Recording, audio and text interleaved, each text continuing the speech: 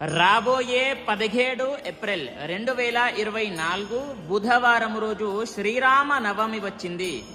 ఆ రోజున మనము ఏం చేయాలి? శ్రీరాముల వారు పుట్టినటువంటి రోజు.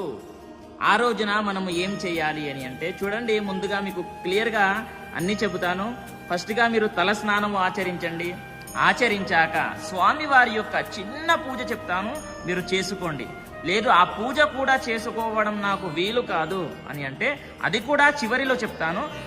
ముందుగా ఆ యొక్క పూజా విధానం ఏంటి అదే వినండి.